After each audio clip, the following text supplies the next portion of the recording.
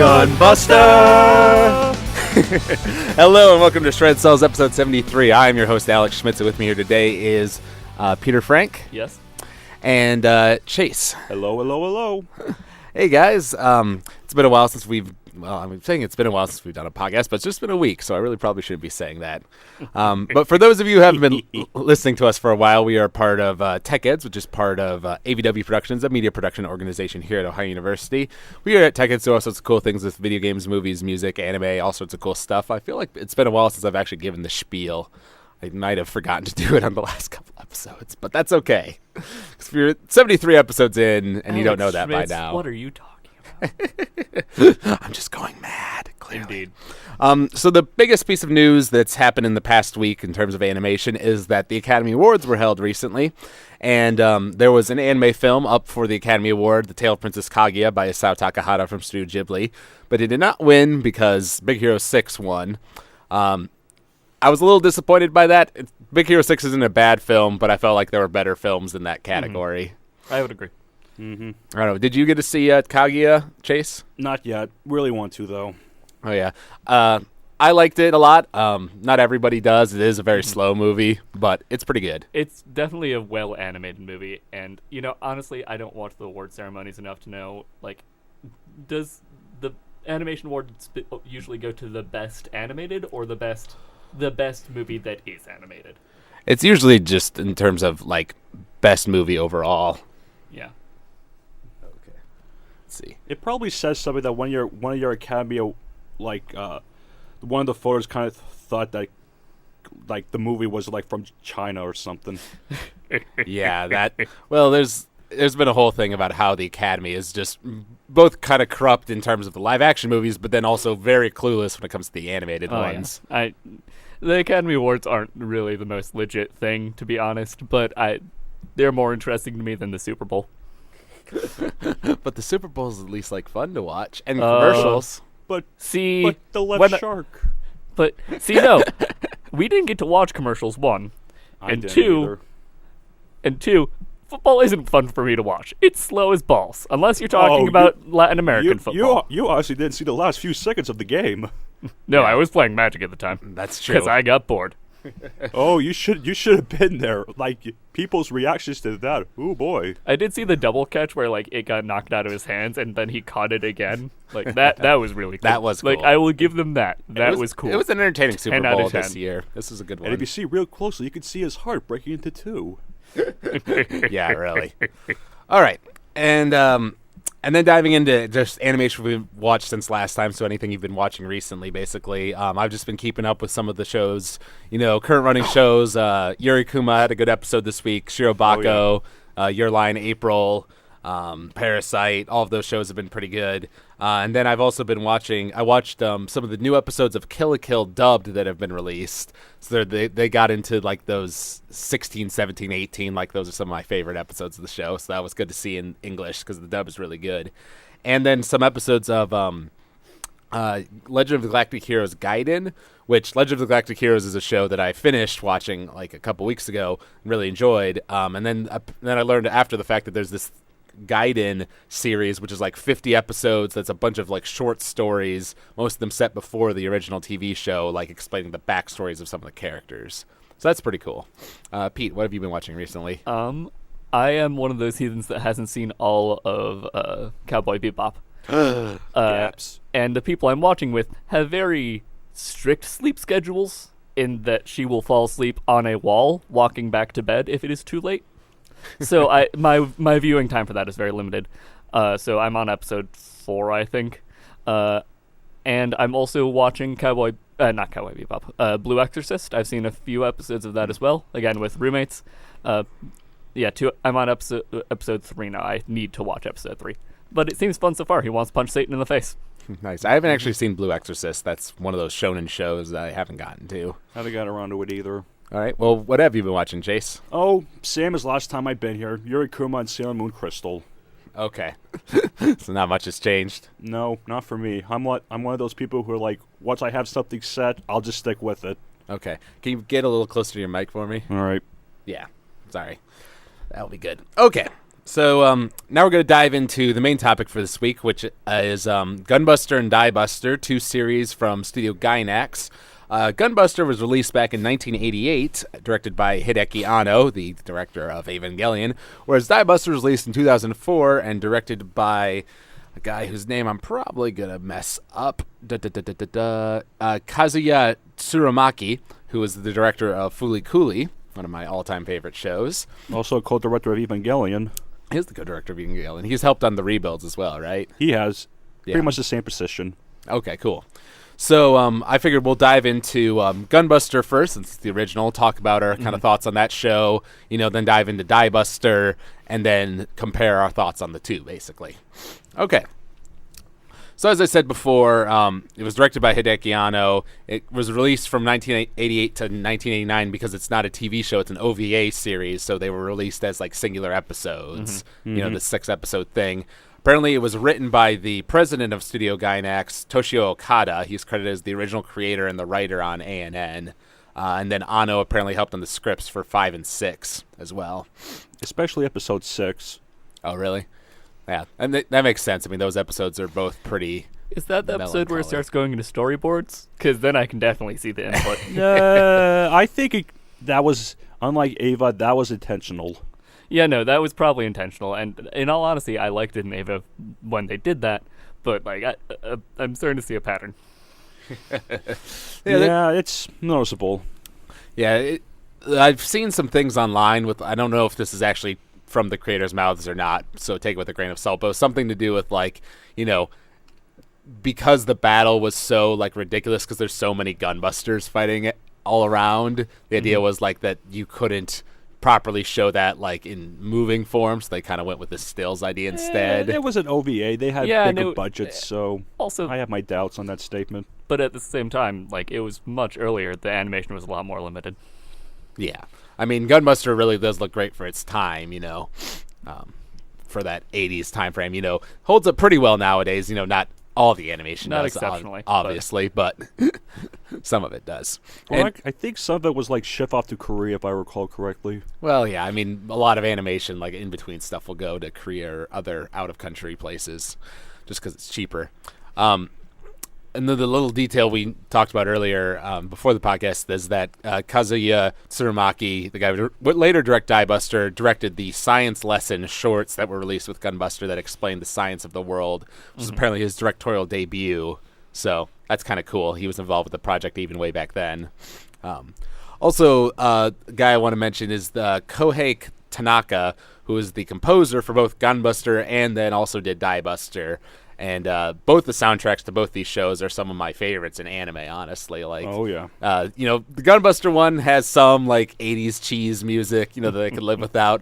But a lot of it's, this sweeping orchestra stuff that's just really gut-pounding. And apparently the title, Gunbuster, is a combination of the classic tennis anime Aim for the Ace and the hit action drama Top Gun. Oh, yeah. Intentional. Yeah. So I thought that was kind of funny because we were making lots of jokes about Top Gun. Oh no! As we were going through, really Top Gun. It's really Punch Out. Oh, not Punch Out. Mike Tyson's Punch Out. Mike Tyson's Punch Out. It's a lot of 80s. It's a lot of 80s. Very much 80s. Karate Kid. Yeah, because all of these, they're both Aim for the Top. Is in the title, kind of the subtitles for both these shows. So starting with episode 1 of Gunbuster, we were, I guess before we dive into that, we should talk a bit about our exposure to both of these in terms of when we watched them, and why and that sort of thing. Because for Pete, he literally just watched Gunbuster and Diebuster both this week because of this podcast.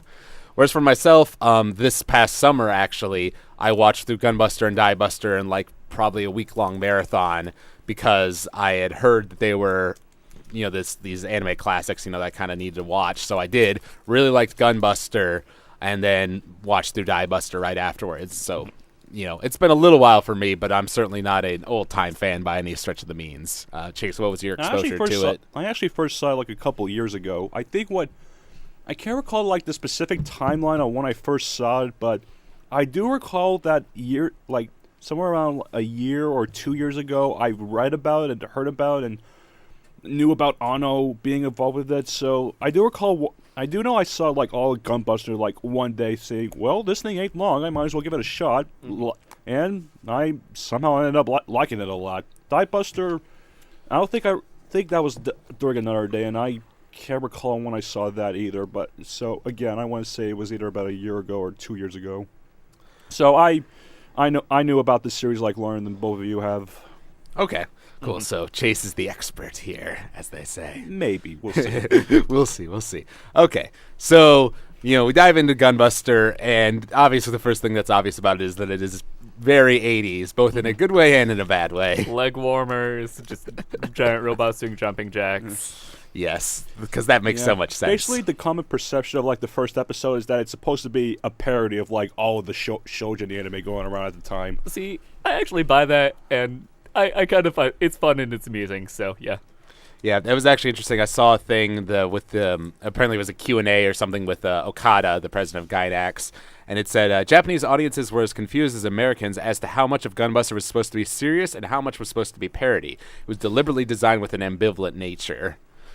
Which is kind of what, we've talked about this in the past, kind of what Gainax does. Gurren Lagann is they send up to the mecha genre and pokes fun at it sometimes, but then also, loves it. Kill la Kill pokes fun at its genre a lot, but then at the end... one that is. Yeah, but then at the end, does Super Saiyan at the end, it still is a love letter to Sonic it. Adventure 2.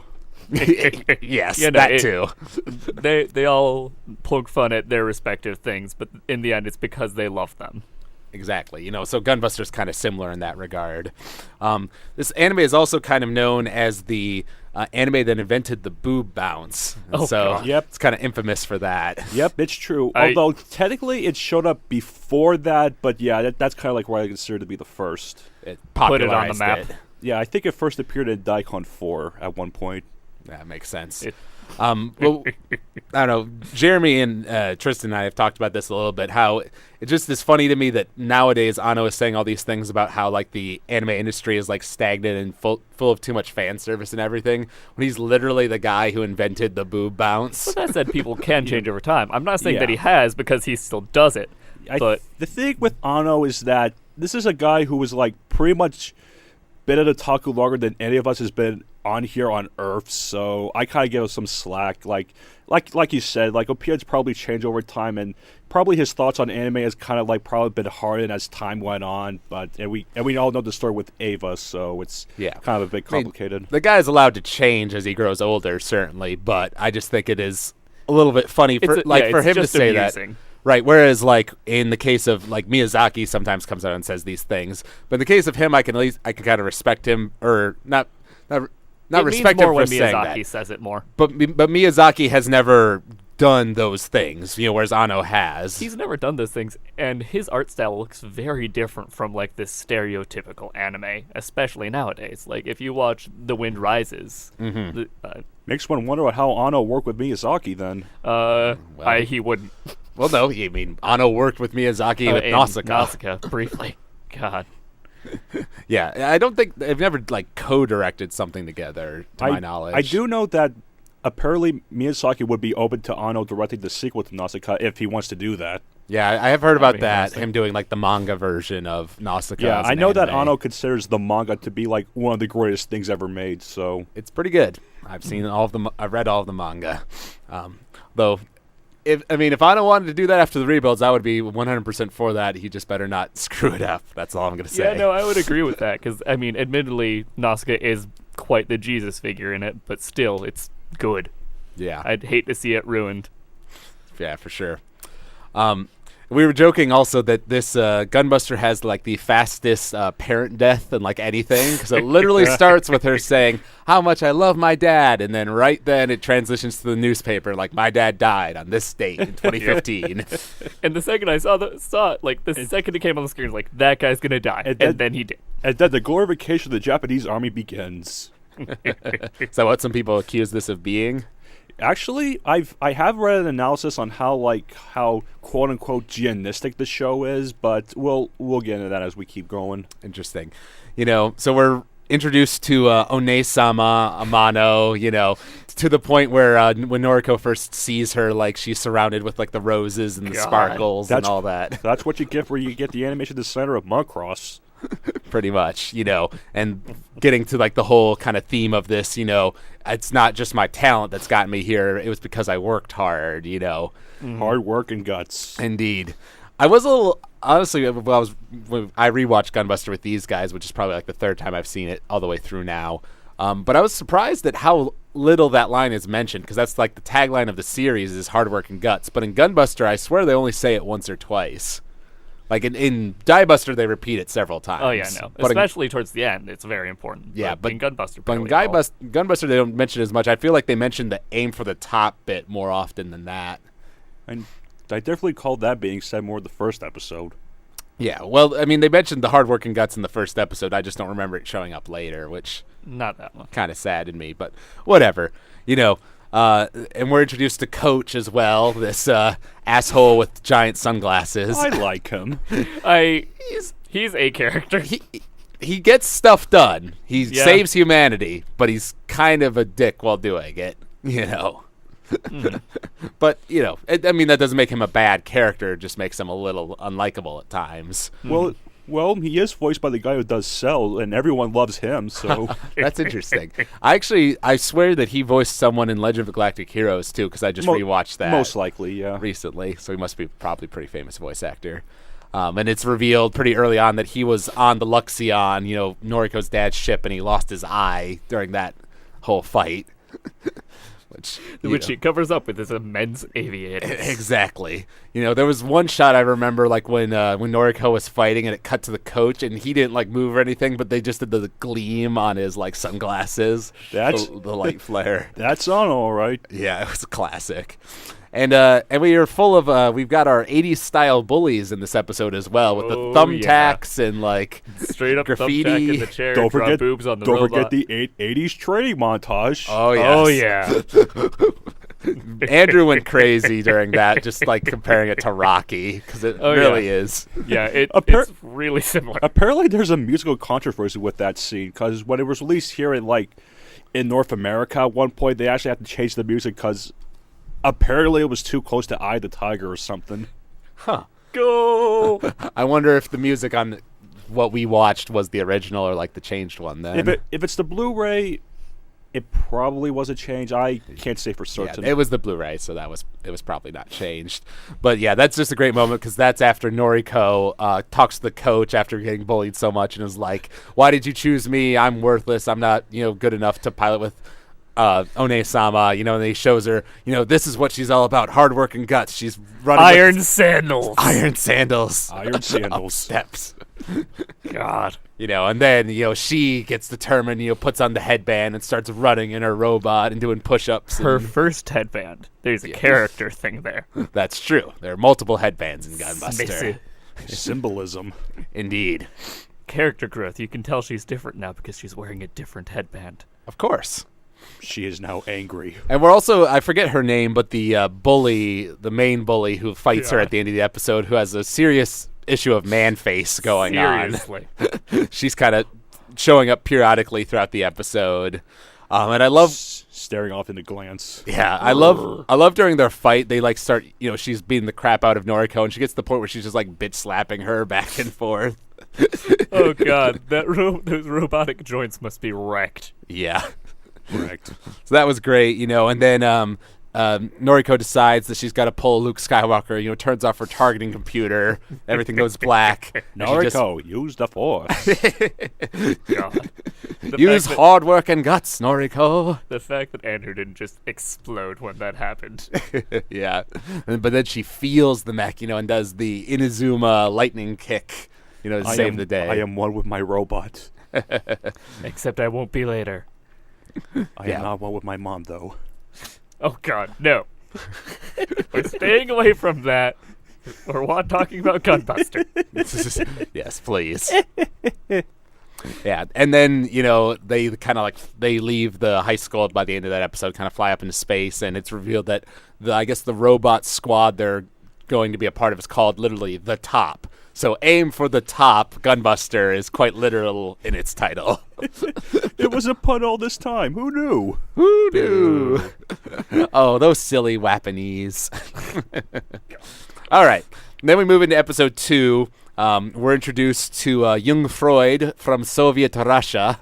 Ooh, it looks like Anno has been reading about Freud and John Jung recently. Yeah. Yep. I was actually reading something kind of interesting that apparently like the names of pretty much all the characters were based on like real people, like that people knew, like the employees at Gynax or whatever, except for her because young Freud. Slap 2 names together. Character. Exactly. And a lot of people have compared her to Asuka from Evangelion as kind of progenitor of her. Yeah. I mean, they move her arc along a lot faster because it's 6 episodes, and they needed her to be something very specific pretty early on. So she gets like an episode of being Asuka, and then she's expected to be best girl pal. I think she continues being Asuka later on because she gets into fights with them occasionally. But then she's like, hey, want to be best buddies? I hate you, but I like you now. Exactly. Yeah. Hey, I I'm hate you, naked but now, I so love I'm you. friendly. Yeah. Well, I remember we were pointing that out during the episode because they have their whole duel, and then afterwards, like, yeah, they have the infamous bath scene. Oh, can I talk about that bath scene for a sec? Sure. I've actually read an analysis on this, and there's actually, believe it or not, character growth actually happens in there through symbols. Because here's what happens. Remember on how, like, what's the girl's name with the blue hair again? Amano. Have you noticed that, like, she's, like, completely submerged in, like, in the water, and Noriko is kind of, like, innocent with her nudity, but with Freud, she's, like, very avoid with it. Mm-hmm. Like, apparently that's, like, symbolizes on how, like, each character kind of, like, is, like, see throughout this whole series. Like, blue hair girl is like very reserved and kind of private. Noriko is like very innocent and probably isn't aware of like isn't aware of that innocence. And Freud is like very overt and tries to shows off her sexuality like very proudly. Yeah, and also apparently the moon lays behind her while she does that. I wouldn't call that symbolism so much as just their personalities but then in later their on, body movement. Later on, Noriko rips off her shirt. Well, yeah, but that's after she's gone through her character growth. Yeah, it shows character growth. I love boobs now, guys. I don't need a shirt as I float through space. Well, Otto never stopped loving boobs, clearly, throughout this anime. We were also making the joke that as soon as they got to the Excellion, a.k.a. the Star Destroyer. Seriously, it's a Star Destroyer. I think it looked a little bit more like it when it was still under construction. Like, when it was done, they add some things on the top, that like make it look a little less like it, but they should have just called the Death Star, get it over with. See, I really do love like how it folds out to shoot things, like flat hatches open up and like pulls come out. I like that it expands. Yeah. Well, the interesting thing about Gunbuster is that it mixes some hard science, like real world stuff, with some very impossible concepts in the same anime. Oh, so like Interstellar. Yes, a little bit like Interstellar. Because, they talk about how there's some ship that they don't know about traveling at 99.8% the speed of light, and they send Noriko and Amano to go after it because Coach wants them to experience near light speed travel. And it turns out, according to Einstein's theory of relativity, when you're going near the speed of light, time slows down relatively for you compared to, somebody who's not moving at those sorts of supersonic speeds. So 10 minutes on those ships equals 6 months back, on Earth. Mm-hmm. And this is my favorite aspect of Gunbuster by far. This whole time dilation concept really kind of grabbed me. And the things they do with it later on are really cool. It's really cool, but it's like their main thing for the plot of this show. I would say it's the main thing. I mean, they don't focus on it that often, but it is like, it is brought up in several occasions, certainly. I don't know. I like the fact that, like, a lot of some sci-fi things won't even acknowledge that's like a, real thing you have to worry about with space travel. They do, but then there are many things later on in the show, as we were kind of noticing as we were watching, that like, well, that doesn't make scientific sense like at all. So, yeah, it mixes some real stuff with some not so real stuff. And I never quite understood the ninja outfits they wear inside their mechs. Like, they look cool, but why do they need the ninja outfits and pull the little cloth over their mouths? Probably just to look cool. Yeah, it like, looks- I can't imagine them being any sort of functional. I feel like the mouthpiece would just get like damp. It's pretty much the same reason the symbolism exists in Evangelion. Just there to look cool. Mm-hmm. Yep. Well, it is Gynax, so what do you expect? Explosions look cool, and it scares the Japanese. Exactly. And they end up going to that ship, and it turns out it's the Luxion, Noriko's ship. So she goes in there, goes all crazy, like, I'm going to find my papa. And then... She promptly I opens the didn't. door so that he can die of suffocation. Yeah. Of course, the front end of the ship was, like, totally destroyed, but, if he had somehow miraculously been alive, he would have been very dead. Exceptionally dead. Also, I don't know why the hallways are robot-sized, but they are. yeah. But I guess that's just a little convenient for him. Gotta move those robots somehow. Exactly. Then we get to episode 3 where Smith, a.k.a. Guile, is Smithy. introduced. Fun fact, that the guy's name was actually based on a Gynax employer. Yeah, that's what I was reading about, like Torrin Smith. Like, that's Yep. an actual person. May he rest in peace. Oh, is he passed on? Mm-hmm. Aw. Just like actual Smith. Just like actual Smith, because then I really do feel bad for that guy. Or character Smith, whatever. Smitsu got actually kind of gypped. Clearly. Because they meet because, like, they dare Noriko to, like, go tie this headband, like, in the room with all the mechs, and Coach, like, catches Smith in the act, Smith and Noriko, and so makes them polish the laser cannons that look like HAL from 2001. The references don't stop, guys. Seriously. They never stop. Can't stop, won't stop. Might stop. Might stop. Could And stop. I do feel like Smith is maybe one of the weaker elements of Gunbuster because they expect you to care about him when he dies, but he has so It's little been an screen time. Episode. Yeah, I mean, I felt bad that he died because he died entirely because the main character was being indecisive. But outside of that, it's like, oh, he kind of got gypped. Yeah.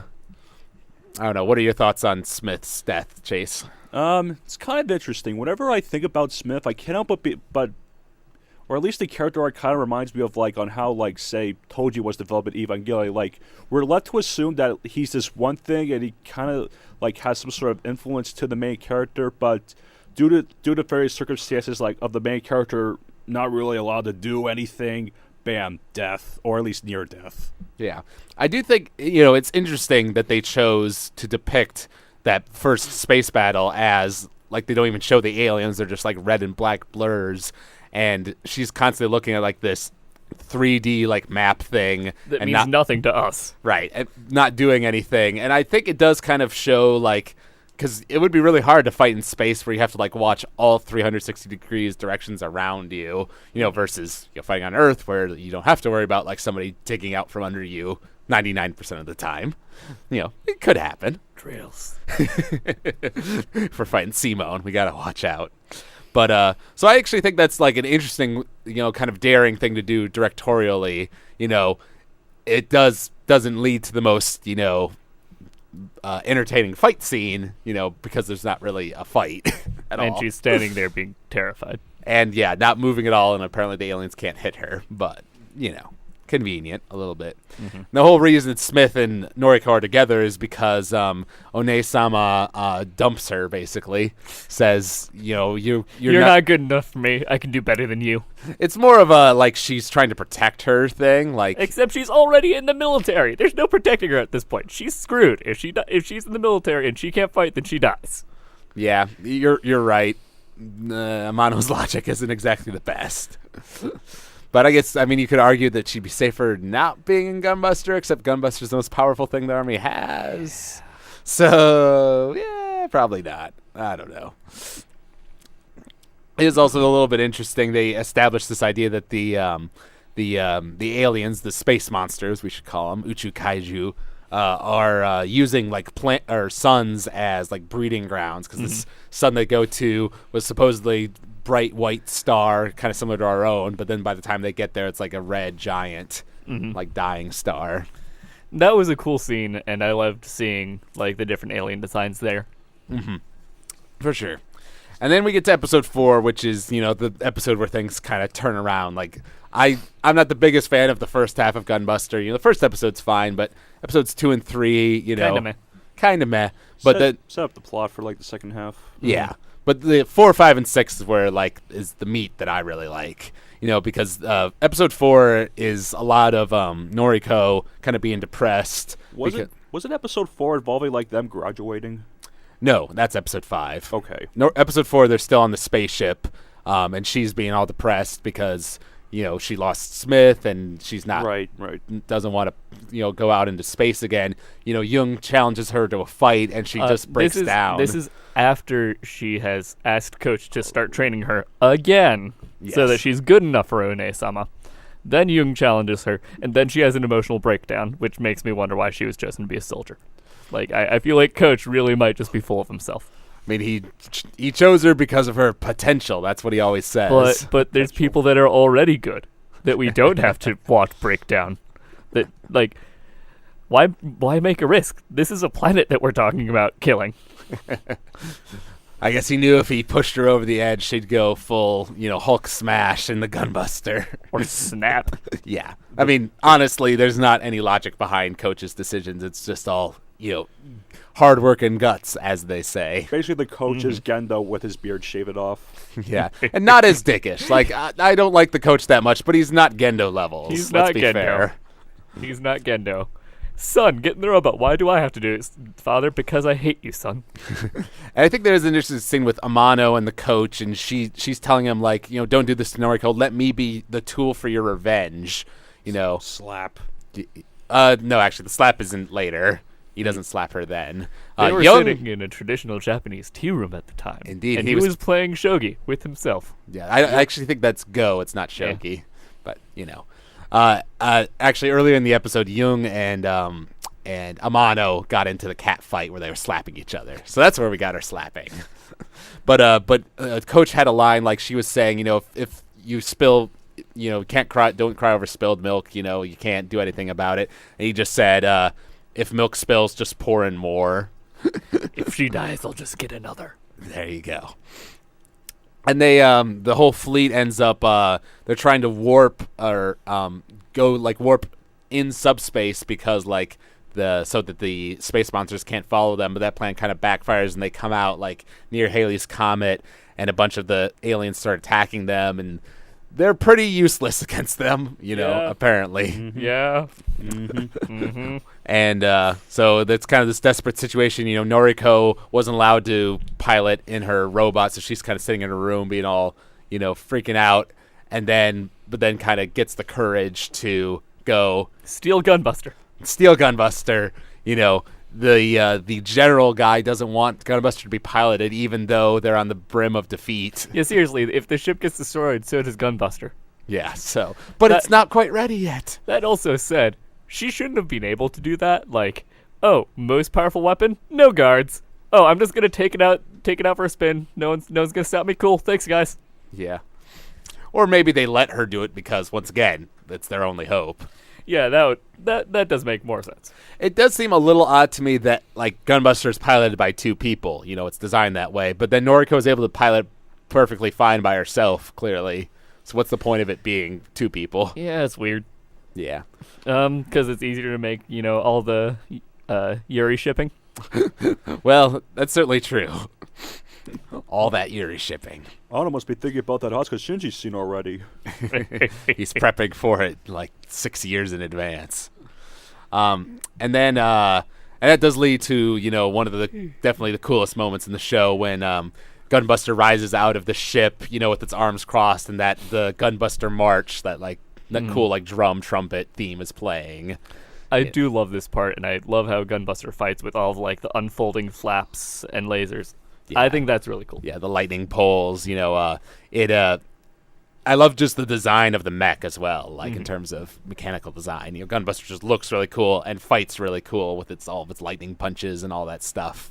To the point where it decides, I can't hit this flagship, so I'm going to let it stab me so I can lightning punch it and kill the shit out of it. Yep. Which, of course ends up working because the explosion doesn't kill her and she saved the day. Yep, profit. The opening theme starts playing at the end of the episode. Also, we get a nice 80s happy ending. Indeed. Yeah. Uh-huh. And then we get to episode 5, and that's the one where they graduate from high school. They're back down on Earth. And we kind of get this idea, wow, like, with only 6 months have like passed for us up in space, but it's been 10 years back on Earth. Hey, time dilation, isn't it lovely? It turns out that the bully from episode 1 is now the principal of the school, which I thought was the coach. No, she's the principal. Or maybe she is the coach. Because maybe it's by the 6th episode. I know Amano becomes the coach, and maybe then she's the principal. I think that's I think that is how it is.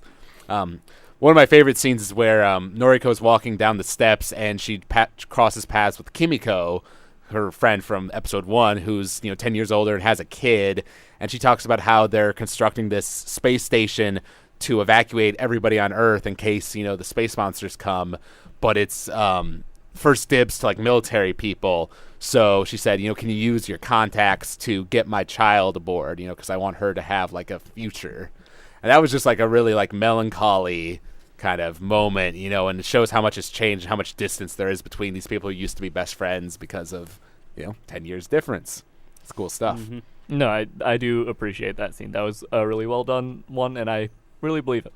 Likewise. Yeah. And it is kind of funny, in Noriko's apartment that she has, there's a bunch of anime posters. I saw Nausicaa, Totoro, and Space Battleship Yamato, as well as a Van Halen poster. Yeah. I guess since Ano is friends with Miyazaki, he just had permission to throw that up there. I'm going to assume. I'm guessing it's just Ano throwing those up there and say, let's see if my audience will get this. Oh, well, of course they Let's see if we get sued, guys. but we don't have money for shut up. Shut up.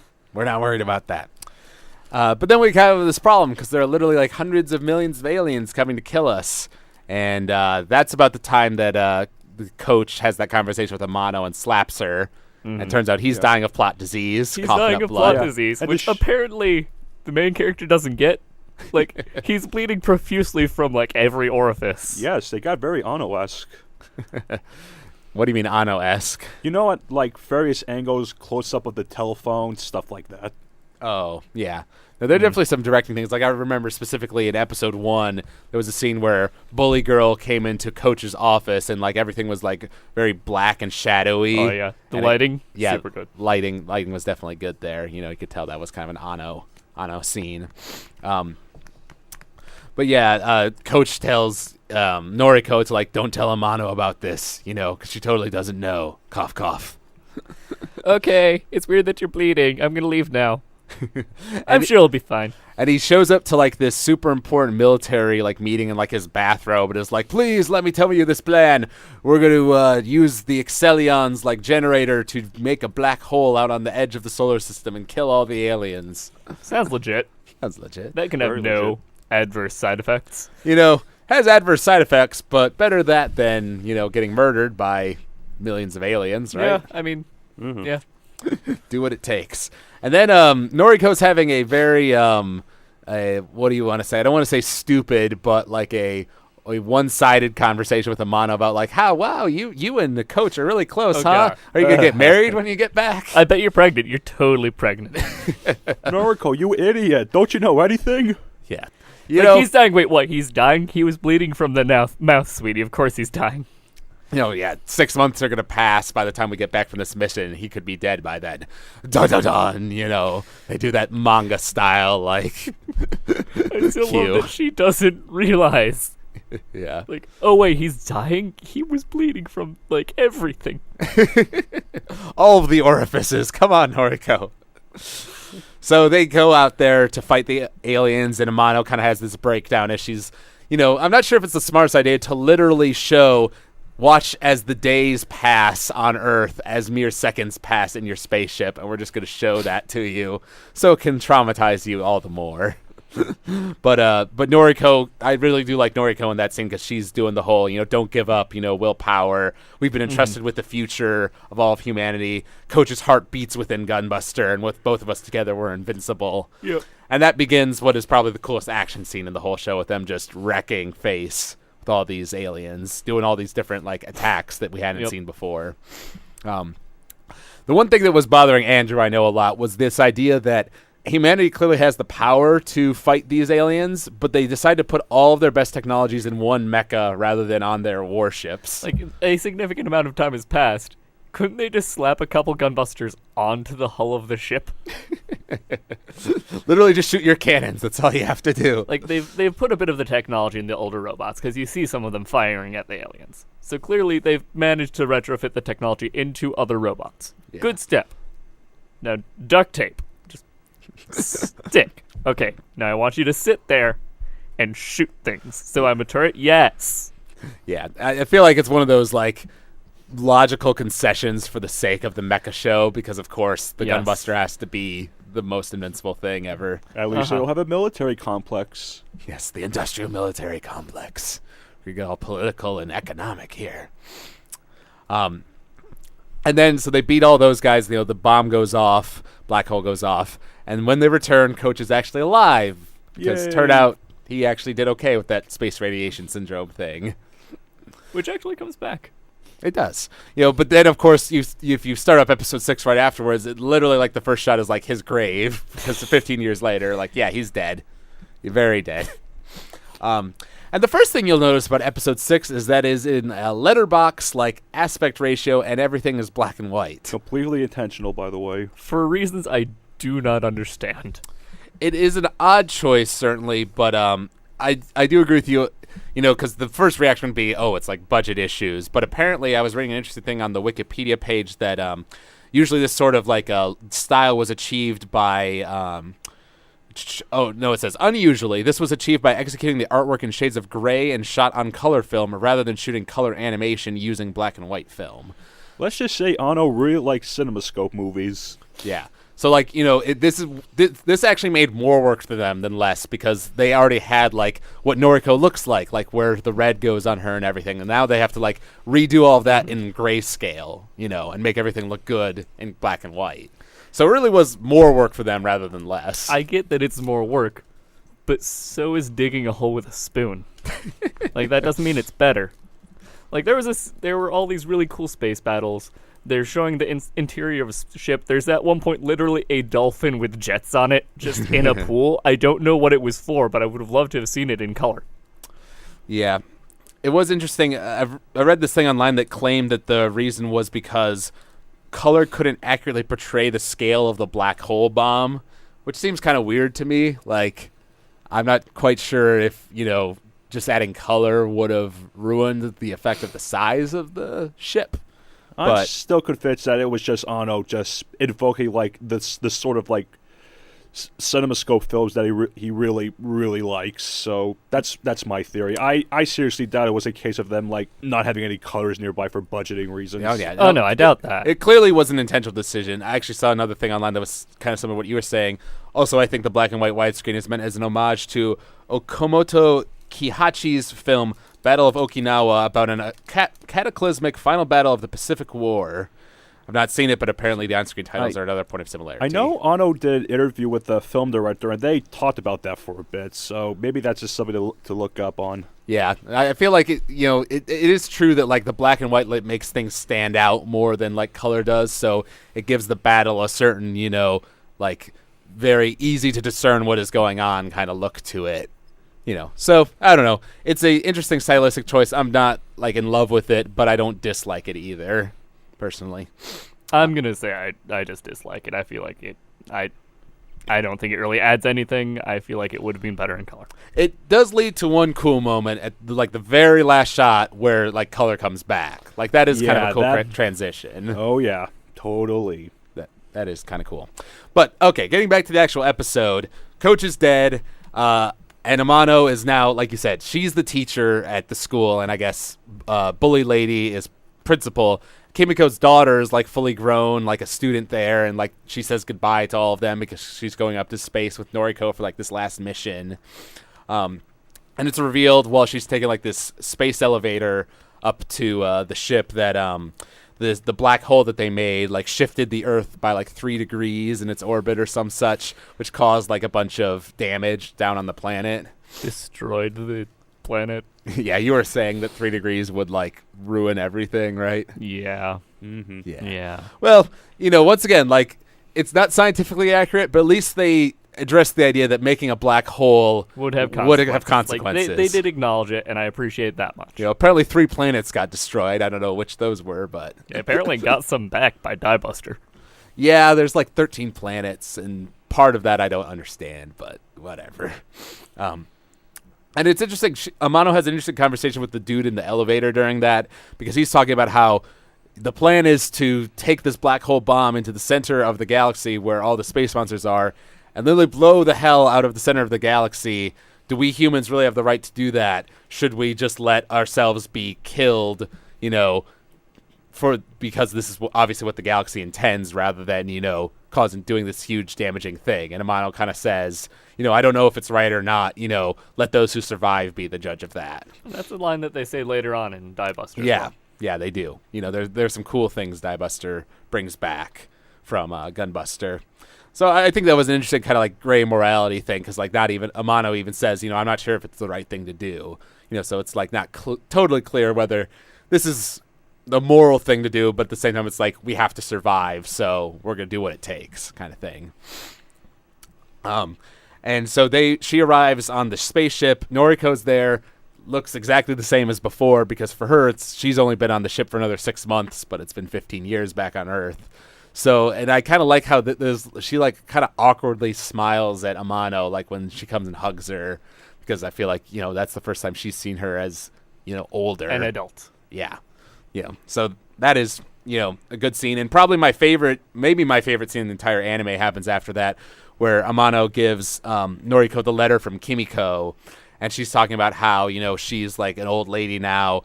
And by the time you come back, I probably won't be here. But please come back at least while my daughter is alive. And Noriko just starts kind of weeping after reading that. And that hurt me pretty bad. Because, like, Jesus, like, we're getting to the point where we're not even sure if Noriko's going to get back by the time her daughter is still, like, in her 80s. Oh, so you do like Gunbuster now. Oh, what did I ever say? I didn't like Gunbuster. All I remember is that apparently at one point you like Gurren Lagann better. Well, I do like Gurren Lagann better, but that doesn't mean I dislike Gunbuster. I like Gunbuster a lot. It's the progenitor for a lot of things Gurren Lagann did later. A lot of inspiration comes from both Gunbuster and Diebuster for sure. But like I said, the time dilation aspect of the show was like the most interesting to me, to the point where the thesis film that I'm currently working on was directly inspired by this whole idea of time dilation, like somebody coming back, but more time has passed on Earth than it has out in space. So I just really like that as a storytelling concept. I think it makes for immediate drama and some cool stuff you can do with that. So then we get into this big battle. Jung slaps Amano at one point, says something about how you always get what I want, because apparently Jung kind of had a thing for the coach at one point. But gives her like the keys to Gunbuster, and she goes out there with Noriko. And we get this, slide montage of stills during this big battle, which I will admit, like, the black and white thing doesn't bother me too much. That kind of does. Like, it's cool stylistically, and there's some cool music that plays during it. But at the same time, I would have liked to see, like, those Gunbusters in motion. We have mass production Gunbusters called, like, Sizzlers that exist now. So they've gotten to the point where Gunbuster isn't the only thing that can kill these damn aliens. But still not the ships. Well, the ships fight the aliens pretty good there. They do. Presumably I'm they've them some crap. They've upgraded them at this point. Mm-hmm. I kind of like how, like, when Noriko goes to the bridge of the ship, she's like flying on like these floating discs or something. So it's just going to the idea that like humanity has advanced significantly, like, over these years. The captain, the general of the ship, is like amazed when he sees the black hole bomb. Like, wow, they've made this in only 15 years. So it's kind of cool. You get that idea that like science is progressing beyond their imaginations while they're away from Earth. There's a lot of talk about like God and miracles in that whole episode too. I noticed, like, they don't really bring it up in any other point of Gunbuster, but there's a lot of it there because I guess they're just staking everything on this one miracle, they get to the point where they've like beaten the aliens and they're gonna fire the black hole bomb, but then like 98% of the things go off, so it doesn't fire, which is weird to me. Like, that was just such a halt in the storytelling that it really confused me. It threw me for a bit of a loop. Well, we were only about halfway through the episode, or maybe 2/3 of the way. You had to know that it wasn't over yet. It wasn't over yet, but that just like, oh, The loading bar had an error. Guys, go fix it. Whoopsies. Can we get IT to take care of that? Somebody, please? Yeah, we have to send someone manually. Crud. Yeah.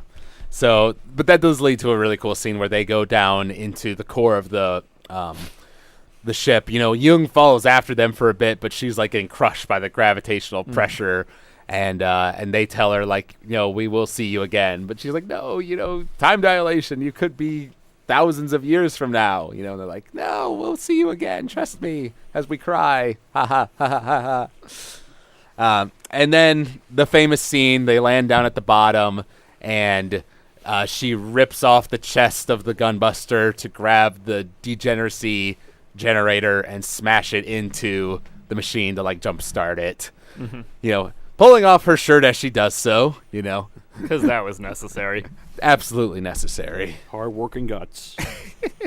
Hard work and guts and boobs, you know. Gunbuster certainly emphasizes what Gynex is all about, I think. Mecha and boobs. It's all there in one. Mm-hmm. And then we get this, you know, kind of cut to later. It's been 12,000 years, you know, and they're kind of wondering, like, is humanity still alive? We don't see any lights on Earth. Like, oh, God, what's happened? And then we get this cool moment where welcome back or welcome home. I've seen it translated as both of those, but appears, you know, off of the city lights from Japan. Although, cool detail is that the last character is flipped. So it's essentially like somebody put the K in welcome back backwards.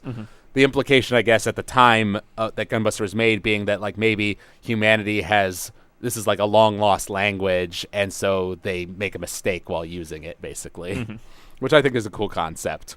Although somewhat redone, I think, by Diebuster, because clearly Japan's still, well, no, I mean, they reference Japan in Diebuster, so it still exists for sure. New Tokyo, Space Tokyo, Moon Tokyo. Yeah, and I really love the, you know, Kohei Tanaka, great composer throughout all of the show, but that last scene in particular, like there's this really nice piano piece playing throughout all of that, you know, that peaks right at the moment, you know, that the lights come back up and then they launch from the ship and we get that nice shot in color of them going back to Earth as the credits roll. Not gonna lie, I always tear up whenever that ending shows up. Yeah, it got to me definitely a bit on my first viewing of it because like I wasn't expecting that as the ending. I'm getting goosebumps right now thinking about it. Pretty poetic, you know, because the visuals and the music are really working strong there, I think. So that wraps up Gunbuster. I guess kind of some overall thoughts about what we think of Gunbuster.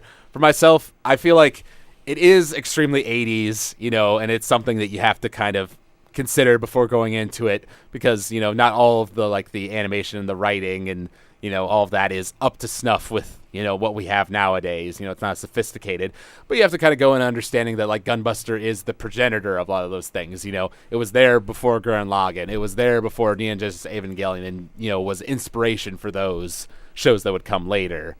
And I think the parts of Gunbuster that it does well when Gunbuster fights, you know, the time dilation stuff, you know, the story we get to in the last 3 episodes is good enough that I can forgive it for some of the flaws in the first 3. So, you know, it's not the greatest thing ever, but it's still pretty darn good. Peter, what would you say?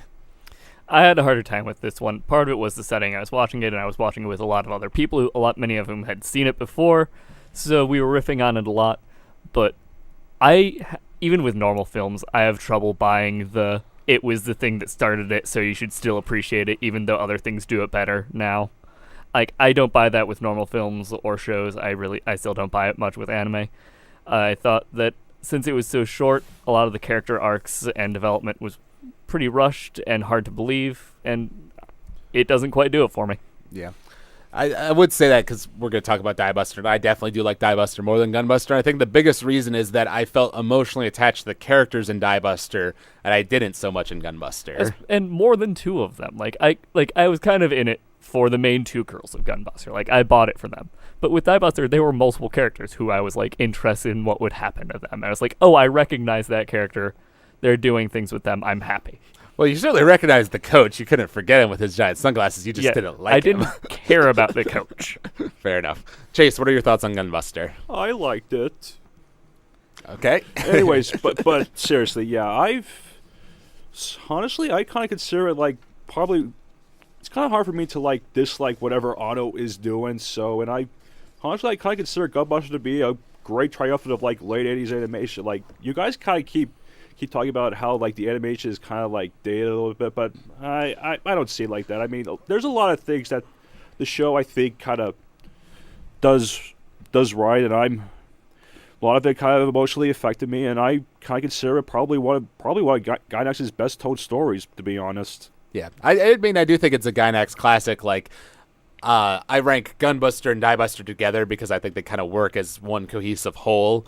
And that ranks in at like I'm working on this top 50 anime list. I think it's like number 26 or something. Like it's up there amongst some of my favorites. Now Diebuster does a lot to elevate that, but Gunbuster's really good too. And for me personally, I think it's less the animation from the 80s that bothers me. It's more just some of the storytelling, because the characters aren't the most, in depth, or didn't get me as like emotionally attached to them, as later shows would do.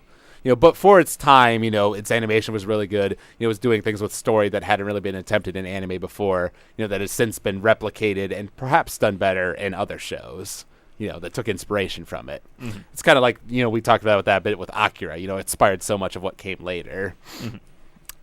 So then we have Diebuster, the series that it took 2 years to make, apparently, 2004 to 2006, directed by Kazuya Tsurumaki, the director of Fooly Cooly, co-director of Evangelion. Also scored by Kohei Tanaka, same guy. Written by a guy named Yoji Inokido. He's directed written quite a number of good things over the years. Fooly Cooly, a little bit of Ava, Nodame Cantabile Paris, Ouran High School Host Club, Star Driver, some episodes of Revolutionary Girl Utena, Redline, and some of Sailor Moon S. So Sailor Moon S, Sailor Moon Super S. Oh yeah, he's got quite a track record under his belt.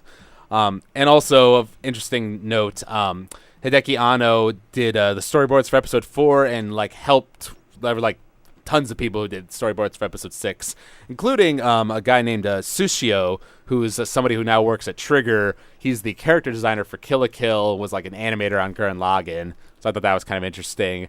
Also of note is that Kunihiko Ikuhara, the famous director of Utena, Penguin Drum, and Yuri Kuma, did episode 2 of the show as far as storyboards go. So it really kind of had a great creative team in that regard. As far as I know, Diebuster was supposed to be like the 20th. It was either the 10th or the 20th anniversary show. 20th. 20th. Yeah, I read that. Yeah, they mentioned that in either the intro credits or the outro credits. I don't remember. Yeah, and the interesting thing about Diebuster is because I watched Gunbuster. I liked it a lot. And I knew that Diebuster was directed by the director of Fooly Cooly, so I knew it was going to be like that kind of style, that different, and I like Fooly Cooly a lot. That's one of my all-time favorites as well. But still, going into it, it was like wow, this is completely different from Gunbuster. At first, you really think that. The first episode gets pretty slapstick heavy. Yeah, mm-hmm. I mean, it's a much more, outwardly lighthearted comedic tone, and more ridiculous animation, and it's not as realistic styled. Would it be out of place with other anime around the time? Mm-hmm. Yeah, at least at first. I really wasn't sure what I was getting into when I started watching the first episode. Everything she touches literally splits in half, and I'm like, well, you're not allowed to touch robots. Please stay away from our very expensive robots. But I got over it pretty quickly, and that's not a thing that keeps going on. They don't quite keep the whole she's a klutz thing going for very long. They don't, but it is interesting how structurally it parallels Gunbuster, and the first 3 episodes, don't get into the quote-unquote main plot so much, and then episode 4 is a big turning point for the show, so it kind of followed that similar way of going about its story. And when I was showing Diebuster to Tristan, my roommate, not too long ago. He had seen Gunbuster in the past, hadn't seen Diebuster, so I showed it to him, and he was also a little iffy on it at first, because he's like, wow, this is definitely not Gunbuster at all. But when it got to those bits that tie into Gunbuster in the later half, he started really getting into it. Mm-hmm. Also, just something I want to make note of, the opening to the show, the Groove and Magic is the name of the song. The opening itself is just stock footage from the show, just edited to the music. So, that's not as cool as, something that has a lot of original animation in it. But at the same time, I just love the song just because I think it's catchy as hell. Well, to be fair, Gunbuster did that too. I know it did. And personally, I just like openings that use more original animation. It does have that shot of like her walking and then like flying at the end, so there's some new stuff in there. But I do think like you said, it is kind of funny that they show this whole thing of her like literally splitting things in half, plates and fridges and apples and It's everything. apparently all she can do. Which was something they joked about a lot in that first episode, but I'm glad they brought it up later. Episode 4, she splits a planet in half. Did you forget about that? The planet was already had holes blown through it. That's true, but I don't know. I always thought that was like a reference to that. It probably is. I had just like completely forgotten that because episode 1, it's kind of like insignificant to the overarching plot outside of "you're my sister now." Okay, thanks, bye. Yes, you're my One-sama, even if you don't want to be. I did like the. She was talking with those old dudes who came to the bar where she was working at, and she's like, "I want to be a space pilot." He's like, "Well, you have to go through this many years at like school, and then this many years like as a trainee. So it's gonna take you like 15 years before you can actually become a space pilot." She's like, "Wow, that's a lot." It's like, yeah, it turns out like getting into the Air Force and everything is like really hard to do. Yeah, difficult. What a thought. Unless you find a loophole. And then we're introduced to this idea of the topless, this power that exists. Lauk saves her from these guys who are kind of bullying her. Pedophiles. Yeah, basically. Like, they weren't mean-spirited, but they were grabbing at some parts, man. Yeah. It was not. That was sexual harassment. No, it definitely was. But, once again, something that was kind of confusing to me because you expect, okay, it's Diebuster, it's sequel to Gunbuster, it's going to be a mecha show, right? And the mech like comes out of like her shadow and like bursts through the shop, and I was like, okay, that's different, And she goes and talks to Lauk a little bit later, talks about how she wants to be like Nono Riri, kind of throwing that in there. I kind of had from episode 1, I kind of thought that like that's probably Noriko, but still the way they revealed it, I think in episode 5 was really cool. And then we have the space monster, quote unquote, comes and attacks that, and we get introduced to Die Snoof, the cool mecha that Lauk controls. The show, this series, because it was made in the 2000s, does use some 3D, and for the most part, the CG I think is pretty good. But there was in that first episode, for some reason, it comes down in like that rocket form and like starts fighting without Lauk, and then eventually she gets in it. But before she gets inside it, they leave it as 3D, and it just looks like kind of off to me. Yeah, it while looks it's a little fighting. weird. I was really confused as like, what is the design of this mech? Yeah, but then she gets in it and it goes 2D again, and it's really cool. I love the design of that mech. Yeah. And the fight scenes are great. It's that Fooly Cooly kind of style. And Nono shows off like her super strength, saves her boss who got crushed underneath the space monster. Red light coming out of her eyes. From the very beginning, we see that she has like these star shapes in her eyes. So. Yeah, and you're wondering what the deal is with that. Exactly. So I like how they're doing that from the very beginning. And then she kind of gets accidentally taken by the monster, goes up into space, gets horribly burned to the point that Lauk thinks she's dead. But turns out she's a robot, so she's fine. Which was like a genuine plot twist to me, which actually got me more invested in her character. Like, wait, you're not just some anime chick? There's more to you? I know, right? I'm interested now. Yeah, I mean, that was interesting to me, too, because there's been literally nothing before that really suggested that she was, a robot. Like, she acted pretty normal. I mean, technically, eyes flashing red could be a sign, but, I mean, it's anime, so stuff like that happens to literally, like, at birth, you grow horns and a tail. Exactly. It's just the spiral power. It's nothing weird about that. And like I was telling them before, it's kind of cool. She decides that she needs to be topless in order to fight, so rips off her shirt like exactly like that, like Noriko did in episode 6. So I feel like it's more a reference to Gunbuster than anything, and just kind of showing that she's kind of stupid. I got that it was a reference. I still didn't appreciate it, but it is cool that part where she runs up the space monster and does the Inazuma kick was animated by Hiroyuki Amaishi, the guy who would later direct Gurren Lagann and Kill la Kill. That was cool. I like that. That was cool. It has his style written all over it. Then we get to episode 2, and we're introduced to the other members of the fraternity, the main ones being Nicola, Tichiko, and Casio. So kind of nice that we're being introduced to those characters who kind of repeat themselves, as the show goes on, And they go into this idea of, can Nono be a topless if she's a robot? And theoretically, it's possible, although it has never actually happened before. So Nicola and Cassia are kind of talking about that back and forth. And, of course, there's a fan service bath scene like in episode 2 of Gunbuster, although this one's a lot shorter than that one was. Also a lot more comedic. Yeah. Yeah. Spraying her with like a fire hose and then brushing her down with like a mop. Yeah, basically. And Lauk gets taken and talked to by the captains of one of in the actual military, They had to do a debriefing, basically. essentially. And they reveal some important information there that topless is an ability that only the young have, and when you reach a certain age, you lose your abilities. Yep. And they also mentioned that this really only started showing up once the space monsters started showing up. Yeah, there's a theory and that there. a lot of people don't trust it. Yeah, I mentioned that Nicola is near his expiration, who's the guy that Lauk is kind of in love with. But then, of course, we have to have another monster attack. So the space monster comes, and Nicola uses his ability, which is never truly explained, that causes the shark ships to turn into actual sharks and bite the space monster. I mean, sperm jokes aside, I actually really like the design of those ships. Oh yeah, the ships were cool, and I love most of the Buster machines also have really cool designs, like his with the wings. God. See, actually, is it episode 3 that the new robot gets introduced? Which you mean the one that Tennis racket?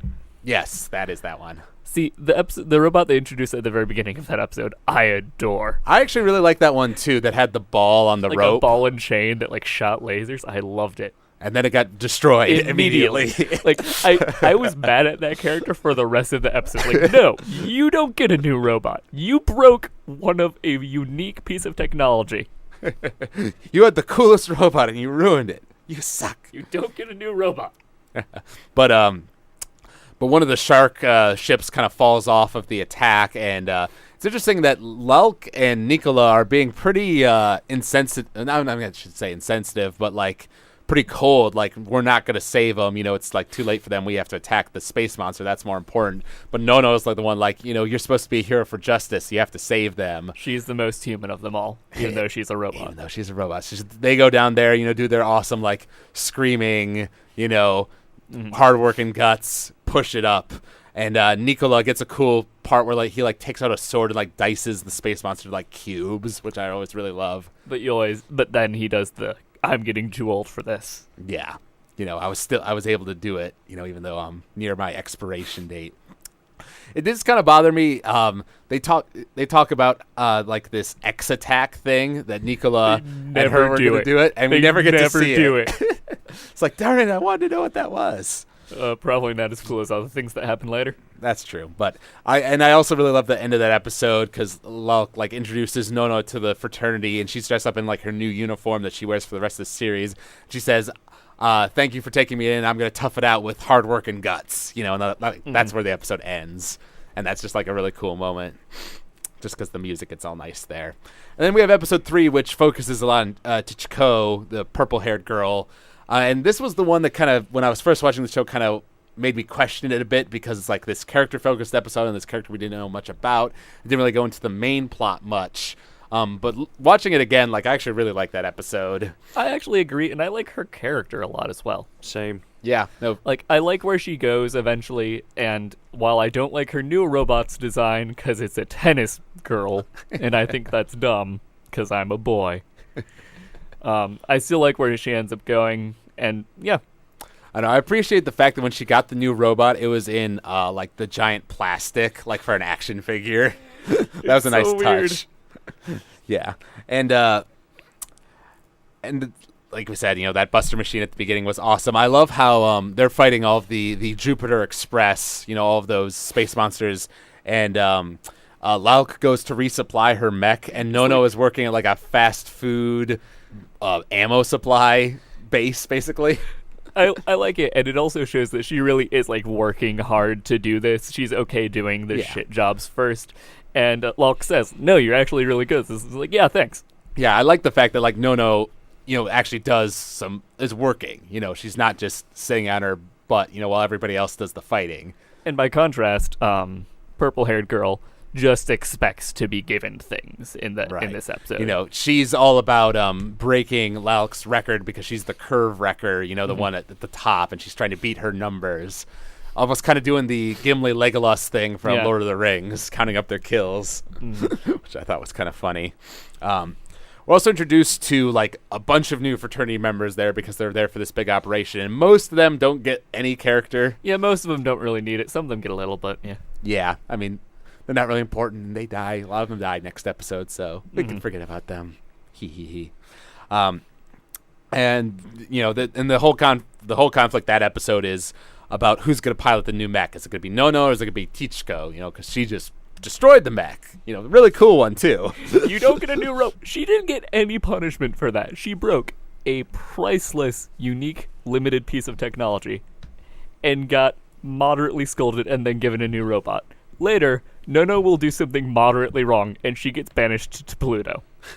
Well, it's true, but there was a reason for that. It was because of the twins' scheme. I still call bull. Well, it is bull, but just the detail I liked. But you remember when she went into like her escape pod when she pulled this string that made like the her uniform turn into like this flower that like went over her head, so like she wouldn't breathe in the vacuum. That was just like a nice visual detail I liked. Yeah, no, it was silly and fun. Yeah, I liked it. Yeah, there's a lot of cool design things in this show. Just this is another little moment that I appreciated. Just because I really love Nono as a character. Like, she seems like just this stupid, energetic girl, but she just has such, like, a bubbly and, like, energetic personality. You can't help but kind of get caught up with, like, liking her. And, like, there's this moment where Tichko is getting, like, a shot because they think she has space radiation syndrome, and she's, like, making this silly face and, like, holding her arm. She's like, you're not even getting the shot. Why are you doing that? She's got a lot of personality, and I appreciate that. Even if it's not like the most likable personality, if it's a bit goofy, at least she has one. Yeah.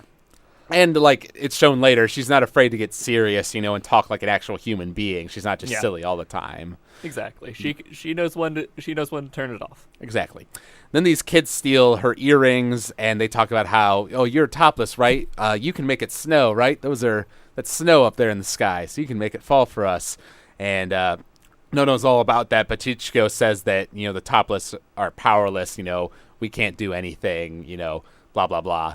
You know, she's mad at the fact that, like, Lalk, at this speech that she gives as, like, the #1 pilot, she's always talking about how awesome the topless are and how they can accomplish anything. And she's like, no, we're powerless, blah, blah, blah. I'm going to be sad about this for the rest of the episode. But it's an interesting thing, like just how much does the war front actually help the world, etc., etc. Yeah, no, I mean it's a good conflict, you know, and it's shown. I mean, you're seeing flashes like that flashback of her and the boy throughout that episode, you know, and then later on we see it in its entirety, you know, where he's like carving the wood for like her earring, you know. She's like, do I look cute with this? But you know, she was topless, but she'd have the power to save that boy, you know, so it's understandable why that kind of traumatized her a bit. And I also like how we're getting the, you know, there's some side plots going on throughout all of Diebuster, including this whole thing with the twins who are talking to Nicola about how, you know, we used our inner circle, you know, to get all of the fraternity here so you guys can fight the Jupiter Express because we're doing our excavation on Titan, you know. So they're like laying the groundworks for this thing that's pretty important later. This scene there's a little scene that kind of bothers me. Nono and Tichko are like planning these mines, you know, in preparation for the space monsters coming, and she says, turn off your marker and fight me, just like Young did back in episode 2 of Gunbuster. So it's obviously a reference to that.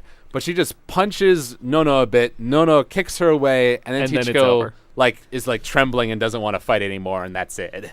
And like that was another point where I'm like, no, you don't deserve a new robot. Dang it, you're not even doing your punishment. Yeah. You weren't punished enough, and now you're not even doing it. Yeah, like that was cool in that, like, just as a callback to Gunbuster, but the fight didn't go anywhere, so it didn't really serve much of a point, in my opinion. But you know, it's a minor thing, whatever. And then this big battle starts. You know, all of the fraternity are fighting, so we get to see some cool new Buster machines. I particularly love all of D. Snoof's fighting moves, including that one where he turns his cape into a cannon, which was awesome. Oh yeah, that was cool. So I just love all the weapons they're able to give to him is really cool in my opinion. And then Nono kind of has this confrontation with Tichko, says she can't pilot a Buster machine if she doesn't even believe in herself, if she won't listen to children's pleas, and so she kind of has this moment of growth where she throws away the earrings, goes out there and pilots the new one, does her tennis racket thing that like freezes all of the all of the space monsters, because apparently it's 10 trillion or 1 trillion degrees negative Celsius or something such. Like that. Some Ball baloney. and chain was better. Yeah. Well, I mean, it was cooler, but this was more effective. Don't care. It wiped out like that entire army. But Alex, rule of cool. Clearly. And it ends with a kind of cool moment where Nono has like a snowman that she made out of her earrings, showing that to like her and the kids. So it was a sweet way to end the episode, because they got their snow that's totally improbable out in space, but it had to happen. And then we get to episode 4, which is probably my favorite episode of Diebuster, just because like this was the one where everything changed and it brought back the big references to Gunbuster that were so cool. It is kind of cool that I guess Anno storyboarded this episode, and this had like a lot of dark moments, so I guess that kind of fits his style. But the whole thing with this episode is that Nono is talking about how she needs a Buster machine because she overhears this conversation in the bathroom where like Lulk says, "Oh, I don't need Nono, I've always been able to fight on my own, unlike the twins, I have topless power myself." So that creates a good conflict for Nono in this episode, and you feel bad for her for sure. One thing that is a bit disappointing is later on they'll do a bunch of flashbacks with the two of them spending time together, and you realize they really were hanging out and being friends before they get separated. But like at this point, as far as like they've hung out a couple times. Nono's really into Lulk. Lulk is begrudgingly her friend, and that's it. Yeah, I don't know. I mean, I think like how they talked a little bit in like the third episode, and like Tichko was mad at Nono and Lulk was defending Nono, saying like she's just trying her best, So I think you got the fact that they were close, and I liked how she's when she's talking to Tichko, she's like acting all nonchalant about Nono leaving, like saying, "Oh, she's a dodo head," all these things. But then when Nono actually leaves, she says, "You don't have to be Nono Riri. You can stay here." And she kind of like blushes for a second as she's like, telling her not to leave. Yeah. So you got that, that they were close. You got it. You just get it more later. Yeah. And like you said, there are those flashbacks of like them watching like, the video of the Skylarks, and she says like, "Oh, I'll take you back to my home on Earth." "Oh, this is the first time I've ever taken a friend to my house." So I don't know. That's the thing. That's something I think Diebuster does really well. The relationship between Lulk and Nono, you really get invested in, and they do that extremely well. And also the whole secret behind the twins, because they're eating like this creepy meat, and talk about how that's the secret to their them still being topless, even though they're like stupidly old, apparently. Yeah, and there's that creepy shot of them like smiling, and then like their lips wrinkle. So yeah, like, oh, you guys are just so creepy. Basically, and there were some like little references to Gunbuster that I like the twins are sitting by themselves, and they talk about like what's the prediction for blank this week, like Pisces, like astrology, Yeah. And that was something that Kimiko had said like to Noriko back in like episode 1 of Gunbuster. So I just thought that was a nice little thing they tied back. They do. This turns out that this whole plan to send Nono to Pluto to look at this other Buster machine was all part of the twins' plan to like split the army of the space monsters into half, because they knew the space monsters had something weird with Nono. And she meets Cassio on the way out there, and he kind of takes her to the robot and is kind of talking about how, you shouldn't pilot a Buster machine. When you're topless and you lose it, you become so dependent on the Buster machine you don't know what to do with yourself afterwards. And he's like crying and like wants to be a topless again himself, but then comes over the ridge and sees that the machine is just busted. And like, it's like, I knew it. I knew my time had passed, but I had this hope. I like his character. Yeah, no, that is an example of another character that I genuinely got like attached to, because he was just kind of a cool guy. Yeah, he was like, "Oh, I retired gracefully, and I still do more or less the same job, but I'm helping the young people." Yeah, he's helping the young people, and he like bounces like, I swear every episode from this point on he has a new job, but he just takes it like a champ. Yep. Just going where he's needed basically. And they're fighting with all their Buster machines back on Titan, and you get one of definitely awesome moment where they say, "Oh, we found the legendary Buster machine," and you hear a little bit of the Gunbuster march, like that dun dun dun dun, like drums, and then when it actually pops out of the earth, it changes to this other, like, more ominous theme, and you see it's the space monster from Gunbuster. Oh yeah, and that was mind blowing to me when I was first watching the show, because I was genuinely surprised. I was waiting for, how is this similar to Gunbuster at all? And this is where it started coming in. Mm-hmm. And the twins are like, yes, it's an eternal topless. It's just like us. And now we're going to control it, and it's going to be great. And then it blasts them in the buddies face. forever. And evidently they'd been eating it or something. Yeah. Nicola says, oh, that's the meat they were eating. Mm-hmm. Which I'm not quite sure how they got to that meat, if it was buried underground, but details. Also, can we just call back to the scene where the really, really awkward scene where they're like hand feeding him meat? Yeah. I was like, okay, then. Oh, that's gross. But this is fun. But I love the way they animate, like, the space monster shooting off its beam, like going through the planet's crust, and the planet gets really effed up by that happening, which was cool to watch. And the fraternity guys start dying in droves. The minor characters you don't even know the names of, really, so it doesn't, like, impact you, but it's still really cool. I particularly love I always remember the shot of the one Buster machine that gets pierced by, like, all the needles, like, all at once. Yeah. That was really cool, just shot, I think. And then we get this awesome moment where Cassio's crying back on Pluto, and Nono says, Nono hums something there, and I never quite understood what she hummed, which did kind of confuse me a bit. But you see these two blades appear in her eye, which totally makes sense. Her hair turns all red, and she warps herself and all of the space monsters away to Titan in order to save her One-sama. And we get this awesome moment where now the actual Gunbuster March music plays. She rises out of the ground, arms crossed, and has her epic speech. Her hair flicks in one direction, half the fleet goes in that direction, hair flicks in the other direction, flies that way. She's always had that little, like, cowlick thing sticking up, which was just funny, I think. And this is where I was feeling like, okay, Gurren Lagann's taking a lot from this, because she's talking about, like, believing in yourself. Surely a true Buster Machine pilot, a real Nono Riri, has a Buster Machine inside their heart. The robot was inside you all along. Clearly. You just needed your fighting spirit and hard work and guts. That is my favorite episode moral ever. You don't need a giant robot. The robot is inside you. If you have a robot in spirit, that's all you need. And then, she does the awesome Buster Beam slash, takes out the alien and the planet at the same time. Yep. Were you going to say something, Chase? Nah, not really. I just want to do that thing he was doing. Oh, okay. And another little, like, reference to Gunbuster I liked.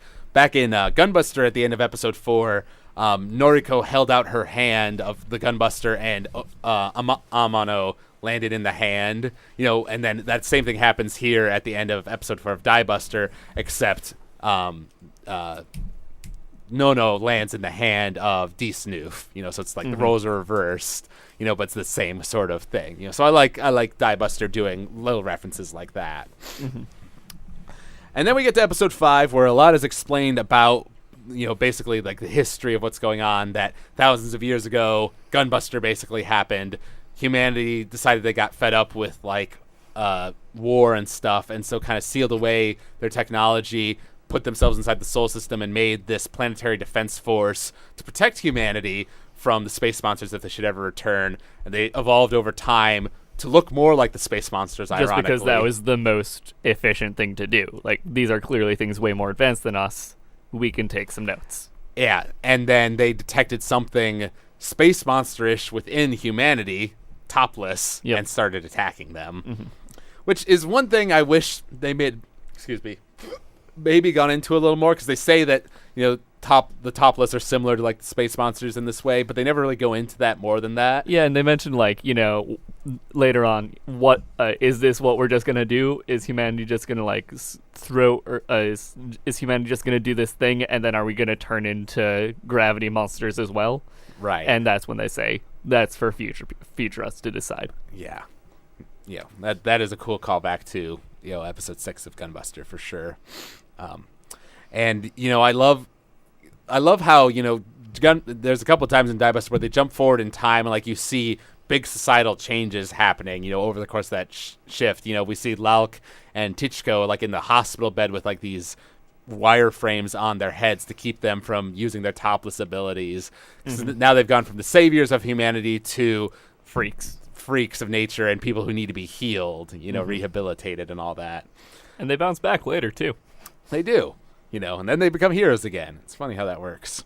And Nono gives them a bunch of stuff, and Lauk makes the paper crane, which apparently you're supposed to give to the sick person, not to the person visiting you.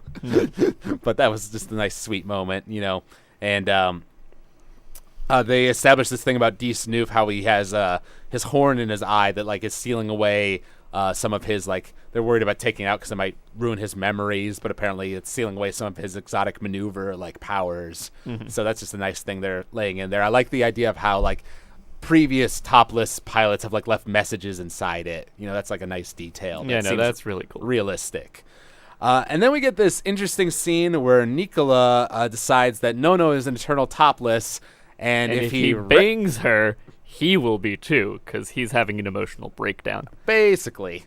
And it's a tough scene to watch, but I think it really shows Nicola's breakdown and kind of the darker side of what this topless ability does to people. Yeah, and I could see people being bothered by Lauk's. I can see people not liking Lauk's reaction to that, but I actually feel like on a level, that's a pretty reasonable way for a person to react to you were basically my boyfriend, and you decided to rape my best friend? Yeah. Well, it was the weird thing about it was that she said, why didn't you do that to me or something to that effect? It's was I not good enough for you is the main thing. Yeah. You can't just be with me. Yeah. But, I'm bothered by it in the way that it, makes it sound like, why didn't you rape me instead of Nono? Because that's just weird. Yeah, but it is weird. But it gets to the point that, we knew Lauk had a thing for Nicola, and Nicola kind of... We don't really know how much he reciprocated that, and clearly by this point when he's emotionally traumatized, he really doesn't.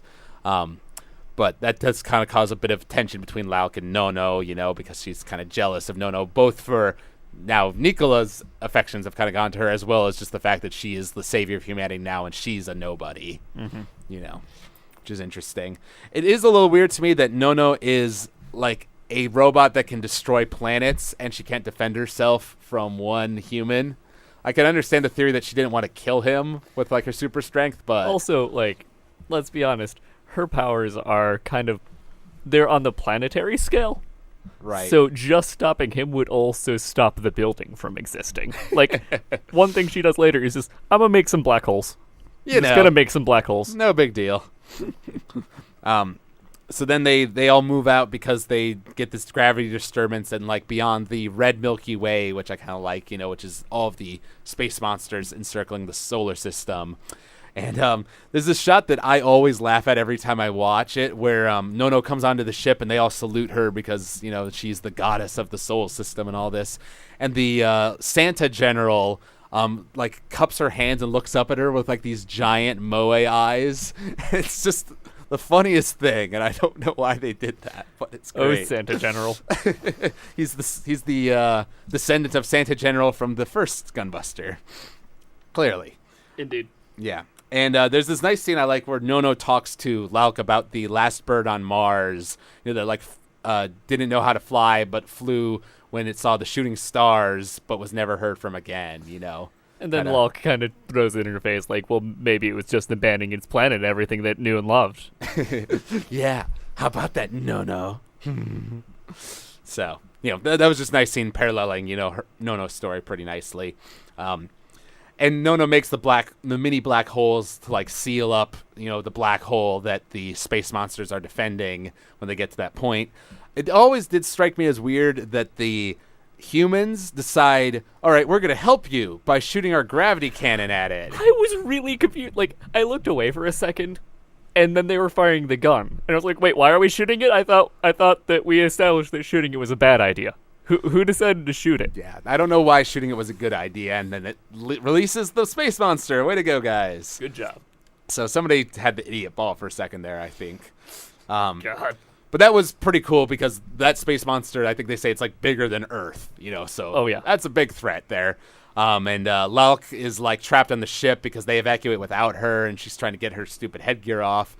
And this is kind of a nice moment where she's like, I was jealous of Nono, she's so amazing. And then Nono comes down and is like, no, I was so jealous of you, you were so amazing, you inspired me. And she unlocks the key. No, Riri was just a normal person. Exactly. Not a topless, not a robot, a normal person. Yeah, a normal girl, And that kind of inspires Lalk to, get D. Snoof back and have one of my favorite moments in the series, Mover of Planets, grabbing what remains of Jupiter and tossing it at Jupiter 2. Yeah, Jupiter. They call it Jupiter 2. I think the idea is that because they took Jupiter and made it smaller for the plan in Gunbuster for the black hole bomb. So I think that's what's left of it. That's the idea. But yeah, she chucks a planet at the monster, and that was pretty cool. But it didn't do very much, unfortunately. Yeah, and then they had this whole plan where they're going to turn Jupiter into a third black hole, and I thought that was like, yes, just keep more black hole. Like, eventually it will work, I swear. Yeah. And then Nono's like, nah, that sounds stupid. I'm going to leave. Yeah. I feel like, because when I was first watching the show, I was really kind of like, what? Because I was expecting them to do the whole, that's what they did in Gunbuster, right? Surely they're going to do it now. But I guess the best thing I can come up with is that, Lalk was going to go with Nono, like, we're going to do this together, save the world, and she wanted to save Lalk's life. So she's like, no, there's a different way. I'm going to turn into a giant Diebuster. Giant Nono. Exactly. That's a much more effective way. Also, maybe she's just noting some pattern recognition here, just like maybe throwing more black holes at the thing that uses a black hole engine isn't the best idea. Yeah, they do mention it controls the black hole Exelio, so maybe black holes aren't the best weapon. Seriously, like. All right, and then finally, last episode 6, we skip another 6 months ahead, and now Lalk's gone from being this, outcast to being the savior of humanity again. And everyone's hating on Nono because Nono just kind of walked away. Yeah, which, Yeah, no, that's that's perfectly fair. reasonable reaction to, like, oh, God, save us. No. There's also, this is something I think Tsurumaki really likes because he does it a lot in Fooly Cooly too. This sort of theme of kids versus adults because the topless, lose their abilities as they get older. So this kind of divide between them and the adult world. And apparently Lunar Tokyo is ruled by these super old crone people, who kind of make an interesting contrast with how young, Lalk is. But they also act kind of young. I know, when I watched it, they seemed a lot more whimsical and accepting of things than a lot of the other adults. And they were just they were a lot more cool with her as a topless than literally any other adult in the show. The captain back from episode 2 was very fearful of them, doubting of them, but they were pretty cool with it, these old people. And that's where it's revealed that, they're using this douze meal thing to throw the Earth at at the space monsters, and that's another one of those things. Let those who survive be the judge of that. If this is the right thing to do. So apparently, people have tried to assassinate Lalk because they don't like this idea. Yeah, I get that you're really desperate, but can we throw not Earth at it? I mean, there are still other planets in existence, right? Yeah. I was kind of thinking, because I think that too, their Venus, Mars are about the same size as Earth. We could just use those instead. Mm-hmm. But it was mentioned back in Gunbuster that 3 planets were destroyed by the black hole Exelio being formed. Mm-hmm. So I wonder is Venus still around? We don't know. It just seems like there must have been something other than Earth to throw at it. There are moons that are pretty big. We could throw a lot of moons at it. There you go. I mean, there's an entire asteroid belt that we can weaponize, guys. That's one of those things, logically, I feel like using a different planet makes more sense. But in terms of story impact, throwing Earth at it makes us feel a lot more than if we were just throwing Mars at it. I've got a plan. We'll turn Earth into an idiot ball, and we'll grab it. Yes, I'm the mover of planets. I'm just going to toss it like a baseball. It's going to be great. And we're doing more kind of doing that flashback thing again. I liked at the beginning of the episode, she had a flashback to her and Nono taking a bath together, and she was combing her hair, and then one of her guards was reaching towards her hair for some reason. She's like, "Don't touch my hair," and it showed them taking photos, and then they did this photo shoot with all of the fraternity people you know, which was nice. You know, they even left like a chair for one of the dead guys. Yeah, and it shows like that they really are a group, and like there are consequences to the deaths of them. Exactly. And, you know, it's kind of revealed there that she has a fever, and Chichiko's like, oh, are you getting close to your expiration? You know, so that's kind of cool. And we also get this flashback of her going to meet Nono's dad in the Marina Valley on Mars. And that's where she talks about how, you know, Nonoriri, a.k.a. Noriko, was just a normal girl, you know, so Nono just wanted to find somebody, a normal girl, you know. She never really met Noriko. She just like grabbed onto this, like, you could have been a normal girl after this was all over, and that's what I want to be. I gotta figure that she was like a machine built by the people in the ancient past and programmed with the memories of like what happened in Gunbuster. That's the best thing I can come up with. But I do like there was a line about how like it was inspirational to her because there was somebody else in the past who chose the path of solitude to save everybody. You know, which is kind of what Nono's done as well, which is nice. And it's a nice little this is a nice little detail that they bring him back, although I'm not sure it makes much sense that Nicola is on the Captain Long Hat's spaceship. It's like, you know, you tried to rape like the savior of humanity. Are you really just going to go work on military ship? She's not the savior of humanity anymore. Not anymore, but so they don't care anymore. I guess you still We've going to be established that punishments are stupid in this world. She That's destroyed true. a robot, got vaguely punished, got a new robot. Walks into locked room, you're banished to Pluto. Fair point. Rape girl, you're in the cold for a couple weeks, and then you get a cushy office job. Well, a not so cushy office job. He's kind of on the front lines. Eh. All right. He's not the one throwing the planet. That's true. So, you know, the planet is going towards the giant space monster, which has evolved to the next level. It always was a little weird to me that the space monster, like, warped at the end of episode 5, and they were saying, like, we have to stop it before it warps. And then apparently it takes 6 months for it to warp from there to where Earth is. It turned into a cicada cocoon and guess. hatched into a beautiful, vaguely similar space monster. Yeah, I don't know. That was always a little weird to me.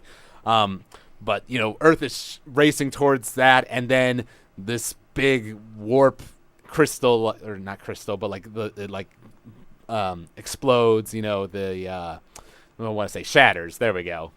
The warp shatters, and Diebuster comes out. Giant Nono made up of all of these space machines, all of these Space monsters. Space monsters that aren't actually space monsters, but kind of space monsters. Well, they start referring to, like, Season 1 space monsters as, like, the irrational gravity wells. Yeah, you know, it's weird, but I don't like to refer to them as gravity wells because pretty that's not much what they but are. just once you get the proper nouns down, it's pretty good. Yeah, but you know, so Diebuster shows up, you know, stops the Earth from moving forward, and Lauk turns Duzmil, the giant like ring thing, into a robot and starts punching her. And that was like a really good climactic, like emotional moment, I think, because she's like screaming at her, like, you know, no, you're such a fool. You know, if we could have stayed friends, I wouldn't even be afraid of losing my topless abilities. I wanted you to not call me One-sama, but call me Lauk, you know, like you really got like her pain at like this friend who's abandoned her kind of thing. But of course she loses her topless abilities, and just at the right time, and then Diebuster starts fighting with the space kaiju Space kaiju. Space monster. Space kaiju. I mean, Uchu kaiju, space monster. Space That's kaiju. literally what it is. Space kaiju. We can just go with that. Space kaiju. So Diebuster starts fighting, you know, doing some cool things like stabbing its legs into it, you know, and doing all the lightning pulls. Doesn't work very well though. Nope. And so she's getting the crap beaten out of her by the space monster. And meanwhile, Lauk is going through like that secret passage in Dew's meal. You know, gets hit around and loses her tooth, which I thought was a nice little touch. And they keep animating it that way. They don't forget about it. And then the Dew's meal moves the horn out of its eye to make way for the secondary cockpit, where conveniently the clothes from Gunbuster are there waiting for her, which I'll admit I don't really understand, but it's cool, so I don't mind. It's cool. I don't mind it too much, and I do love how all of the busters are like sentient. Like they are sentient individuals. The second you get one to turn on, it has a mind. Right. You know, and so, you know, she repeats the, you know, Noriko scene from episode 6 of Gunbuster, you know, tearing the chest, in order to grab the degeneracy generator and put it in, which transforms him to like his true form. I think that is a cool reversal of like instead of like ripping that part out and slamming it into something else, you rip it out of something else and slam it into you. Yeah, so that was cool, and then she starts like yelling at Nono, power isn't based on size but strength of your heart. That's hard work and guts. She's like, that's right. And they come out and do the double lightning kick. It turns into a giant tornado that wrecks the thing, and the music gets all climactic there, and it's awesome. And then supposedly they push the planet back where it's supposed to go. Presumably, one would hope. If it hasn't already been horribly just ruined by like the flames coming off of that like Du's meal thing. But details. It's it okay. has to be vaguely in the right shape so that the last scene can happen. Yeah. And there's this kind of nice moment where like Lalk and Nono kind of go into this like weird realm where it's just the two of them, and she's talking about how you're showing me this on Earth and that on Earth, and like I would have liked for us to be able to do that, and she says like I'm gonna take the singularity Nono Riri left, and so I'm gonna give you mine. Plunge your fist into my body, Boom. all Ava style. And when Lalk wakes up, she's got the crumpled crane in her hand, which I thought was like a nice kind of melancholy. That part was really weird for me. Like I didn't understand what was going on, but I agree. I honestly don't understand it because they're going on about how there's like a naked singularity and that like breaks the laws of physics, and then she makes it disappear with like these red hands and all that. I don't understand it, but emotionally it works. I get the emotion of this situation. That's most important. But it's getting into sort of like impact territory where people are just saying things that aren't like words that we understand. They're just saying things to pretend that they understand what they're talking about. Right. And then we have this, flash forward. It's like 10 years later, and Lalk is now like an adult, like I guess as some sort of bird researcher, it seems like. Well, I mean, it's a through line for her character. Yeah, no, I mean, it works well. And the exact same music that played at the end of episode 6 of Gunbuster is playing here, that piano theme, which I really like.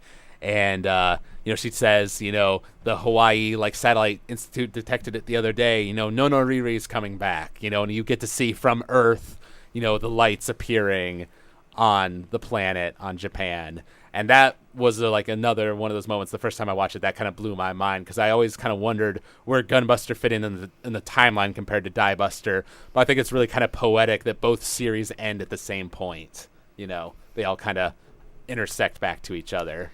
It was really cool, and I love the entire planet turns its lights off for this one event because it's just like a huge thing. Yeah, well, they literally traveled 12,000 years, and they're the heroes that saved humanity. Yep. From the space monsters. Guys, we might have tried to throw the planet at the black hole you made.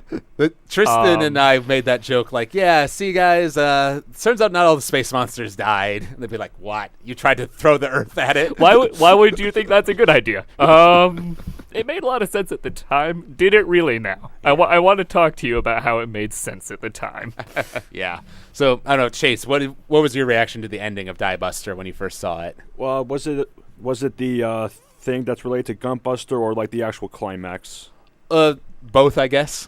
Well, let's see. I recall that with the Gunbuster connection, I recall being surprised. I knew the connections were there, but I'm thinking, oh, they were related somehow? Okay, that I wasn't expecting that. But then after I thought about it, I realized how much sense it made. It kind of made things a little more interesting and like try to figure out some way to combine the two together. Mm-hmm. Yeah, no, I always really like that moment, and just visually as well. Like that was this cool like pan shot of like the blue lights like appearing, and as she's like looking out over them on that hill, like it's just a beautiful shot. I love it. And it once again it ends in the same way. Like you're seeing those two red lights of Noriko and Amano coming down. And the music's playing, and the text starts scrolling for the credits. It's like it's just a really nice way to bookend both series. Yep. So. Overall thoughts now about Diebuster. Like I kind of said earlier, for me, Diebuster I think is better than Gunbuster. It got me more emotionally attached to the characters. I really liked Lalk and Nono's relationship. I love the style too. Just as somebody who loves Fooly Cooly, I love that director's like energy. The fight scenes were really awesome. and it really hit you hard at those emotional moments. You know, the awesome twist in episode 4 that like brought Gunbuster back into everything, because before then I'd kind of been wondering how this was a sequel to Gunbuster at all, because it was like absolutely nothing alike. But then outside of like the presence of a giant robot. exactly. But then, you know, the last 3 episodes once again, you know, get into more of the plotty stuff like Gunbuster did, you know, and ties everything together really well. And I think while Diebuster is very tonally in many ways different from, or, you know, like at first glance, Diebuster is very different from Gunbuster, but when you look at what they're both saying thematically, I think they're both saying very much the same thing. You know, the hard work and guts message. You know, Diebuster is lacking the time dilation thing that I found so cool about Gunbuster. Yeah, admittedly. But Gunbuster was going for like a more realistic sci-fi tone, whereas Diebuster was clearly doing more of like a super robot, like more ridiculous kind of thing. So I really like both series, but Diebuster is the one I really like. But I like pairing both Gunbuster and Diebuster together, because if you watch Diebuster by itself, I'm sure you would enjoy it, but you wouldn't get a lot of the references it's making, and a lot of moments wouldn't have the same impact if you haven't seen Gunbuster. Peter, what would you say? I really liked Diebuster. It actually made Gunbuster better for me retroactively, because I did appreciate all those things that they throw in. I do agree it's a bit of a shame that they don't keep that like hard science through line going, but at the same time it did make more room for developing characters, not having to do that constant like time shifting. Made more room to build side characters and whatnot. And I really do feel like this is a lot like what Gunbuster would have been if it were made today. It would have been more scientific and all that would still be in there, but I think the writing quality, the side character quality, the emotion is like what you would get.